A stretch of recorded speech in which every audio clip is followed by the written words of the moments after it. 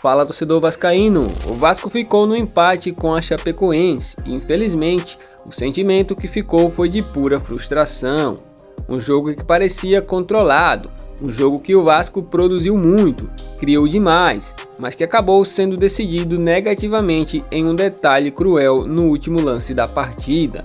Uma falta praticamente no apagar das luzes selou o empate em 1-1 e calou São Januário. Nesse vídeo você verá quem realmente foi o culpado por esse empate. E se você é torcedor vascaíno e quer ficar por dentro de tudo o que acontece no Gigante da Colina, já se inscreva no canal para não perder nenhum detalhe. O que mais chamou a atenção nesse jogo foi a falta de eficiência do ataque vascaíno. Foram quase 30 chances criadas ao longo da partida e pelo menos 5 oportunidades claríssimas daquelas que em um time mais ajustado entram sem discussão. Mais uma vez, a bola insistiu em não entrar. O Vasco teve volume, teve posse, teve intensidade, mas faltou o principal no futebol: colocar a bola no fundo da rede. O gol do Vasco saiu no segundo tempo, após um cruzamento preciso de Andrés Gomes.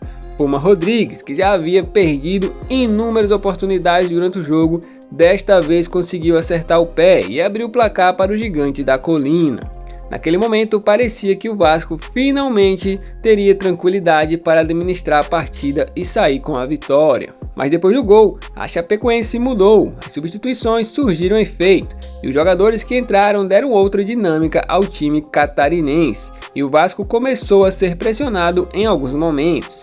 O Vasco também mexeu, saiu Bremer, que havia perdido chances inacreditáveis cara a cara com o goleiro, e entrou David, um atacante que está no clube desde 2024 e infelizmente mais uma vez praticamente não produziu nada em campo. Fernando Diniz ainda tentou ajustar o time com as entradas de Rojas, Marino Enestrosa, João Vitor e Hugo Moura, porém em uma falta bastante discutível a Chapecoense conseguiu chegar ao gol de empate. E aí, infelizmente, houve falha no posicionamento da barreira, falha no posicionamento do goleiro Léo Jardim, que poderia ter feito mais naquela cobrança. Resultado final, 1-1 pela segunda rodada do Campeonato Brasileiro. O torcedor saiu de São Januário extremamente frustrado e com razão.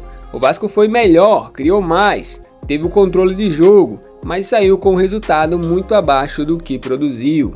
Após o apito final, ouviram-se gritos de "fora Diniz", mas aqui a gente precisa ser muito justo e muito claro. Ontem, Fernando Diniz foi o menos culpado. O treinador não entra em campo para finalizar, não é ele que perde gol cara a cara com o goleiro. Ele é responsável por treinar, por escalar, por organizar o time, mas quem faz o gol são os jogadores. E ontem a falta de eficiência foi determinante para esse tropeço. É apenas o começo da temporada, ainda há tempo para evoluir, para corrigir erros, para ajustar o que não está funcionando, mas até agora, infelizmente, temos visto mais pontos negativos do que positivos. E eu quero saber a sua opinião, torcedor vascaíno. Quem foi o principal culpado pelo empate? Foi Fernando Diniz? Foram os atacantes que desperdiçaram tantas oportunidades? Ou foi Léo Jardim na cobrança de falta? Deixe sua opinião aqui nos comentários. É importante lembrar também que ainda se espera a chegada de Cláudio Spinelli, aquele camisa 9, brigador, forte, cabeceador, que costuma não desperdiçar tantas chances como ontem. Mas também é preciso ser calmo.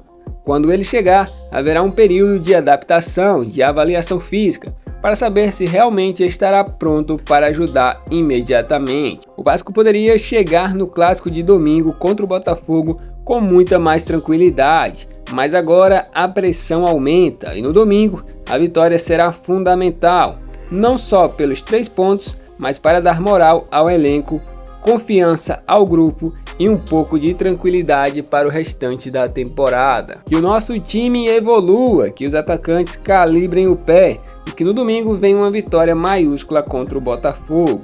O vídeo de hoje foi esse, fique com Deus e até o próximo vídeo. Fazer uma parada geral assim da minha chegada aqui no Vasco. Quando eu cheguei, o time estava na zona de rebaixamento ano passado e tinha um temor muito grande do rebaixamento.